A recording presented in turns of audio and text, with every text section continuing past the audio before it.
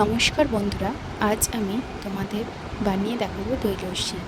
এই গরমে এরকম ঠান্ডা ঠান্ডা দই লস্যি হলে মন প্রাণ দুটোই ঠান্ডা হয়ে যায়।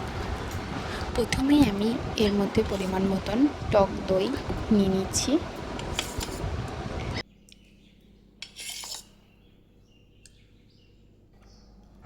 এরপর আমি এর সাথে বরফ অ্যাড করে দিলাম, আপনারা চাইলে ঠান্ডা জলও দিতে পারেন। তারপর স্বাদ মতন চিনি আর বিট নুন। ব্যাস, এই তো মাত্র 4টি উপকরণ দিয়েই বাড়িতেই বানিয়ে ফেলুন দই লস্যি। পরিবেশন করার সময় উপর থেকে 1 চামচ টক দই আর একটু বিট নুন ছড়িয়ে দিয়ে পরিবেশন করুন।